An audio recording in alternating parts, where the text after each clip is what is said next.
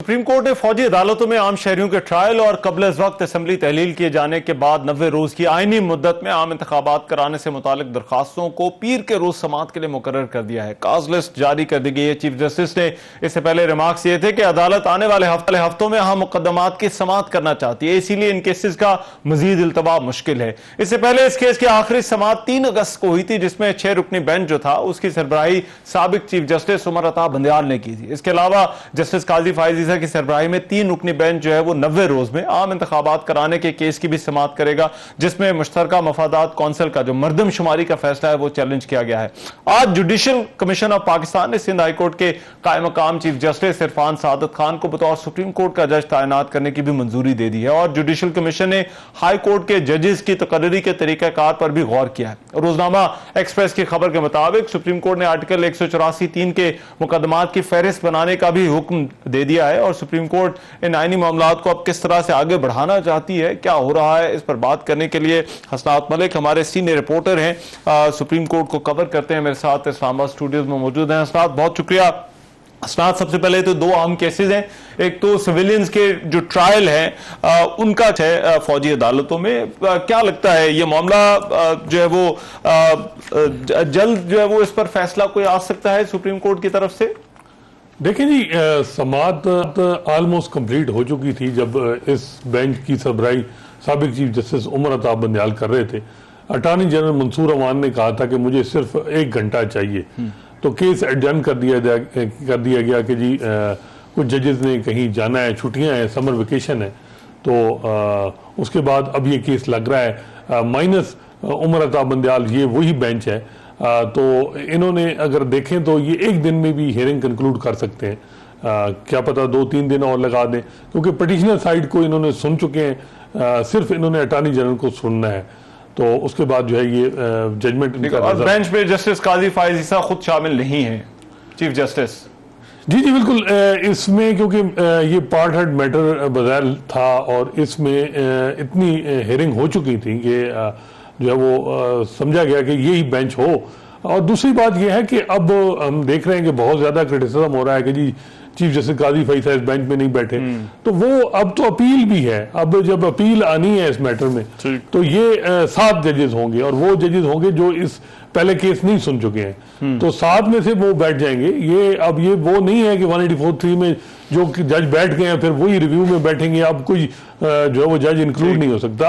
अब ये है कि प्रोसेस थोड़ा डिफरेंट है। दूसरा एक जुडिशियल जो है वो ऑर्डर भी है, इसमें था कि फुल कोर्ट क्यों नहीं बन रहा। अब उस ऑर्डर को भी विकेट इन 5 जजेस ने ही करना है अगर वो चाहते हैं कि फुल कोर्ट बने, और वो ऑर्डर ये 5 जजेस जुडिशियल ऑर्डर पास कर सकते हैं और कमेटी को कह सकते हैं कि जी आप फुल कोर्ट बनाए। ठीक है, तो ये कोई ऐसी बात नहीं है। दूसरा जो केस है 90 रोज में इंतखाबात वाला, जिसपे सुप्रीम कोर्ट बार एसोसिएशन की भी और फिर कुछ और भी दरखास्तें हैं, उसमें तो चीफ जस्टिस काजी फायज ईसा खुद उस बेंच की सरबराही कर रहे हैं, उस पर भी लगता है इसी तरह से कार्रवाई कंक्लूड जल्दी हो सकती है?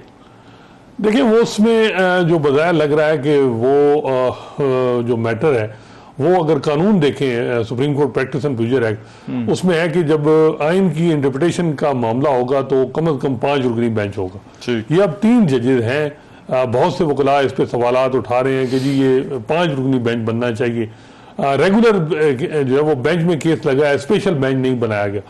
तो देखना होगा कि अब इसमें इलेक्शन कमीशन को नोटिस किया जाता है, फिर केस एडजर्न किया जाता है, या अब क्योंकि ये बिल्कुल डिफरेंट जजेस हैं। अगर ये मामला किसी हाई कोर्ट में पेंडिंग है तो मे बी ये भी हो कि पहले किसी हाई कोर्ट को कहा जाए कि वो जो मैटर पेंडिंग है उसको डिसाइड हो जाए, फिर हम सुप्रीम कोर्ट में हैं। तो ये बहुत सी चीजें सुप्रीम कोर्ट के ऑप्शन में हैं, लेकिन ये बड़ा केस है, बड़ा चीफ जस्टिस काजी फैसला अगर देखा जाए तो उनकी इस अगर इंटरनल जो उन्होंने वर्किंग तो बेहतर की, लेकिन अगर देखा जाए तो आम पब्लिक के लिए सबसे इंपॉर्टेंट केस है।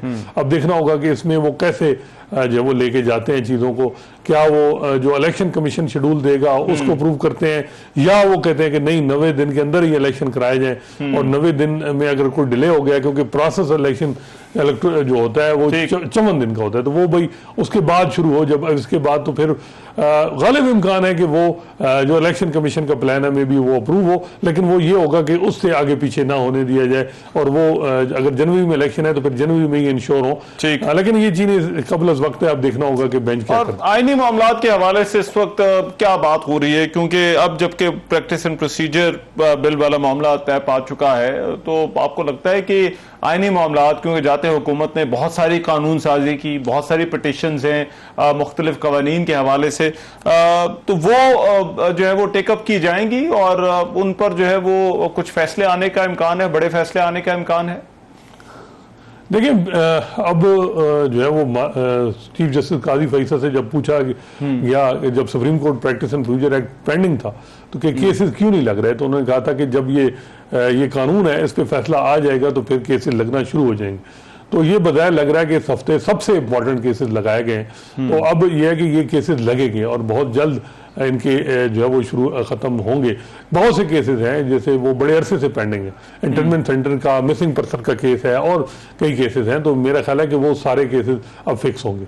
ठीक है। और तैनातियों के हवाले से एक सुप्रीम कोर्ट के सामने एक बड़ा मामला, सुप्रीम कोर्ट की जो खाली होने वाली जहां पर तैनातियां करनी है, जजेस की एलिवेशन होनी है, आज एक एलिवेशन तो हमने देखी, बाकी भी आपको लगता है कि सुप्रीम कोर्ट इन मामलात को जल्दी ये आसामियां भी पूरी कर ली जाएंगी? जी बिल्कुल। एक तो आज जस्टिस इरफान सादात की जो है वो अप्रूवल हो गई है जुडिशल कमीशन से, यूनानिमस हुआ।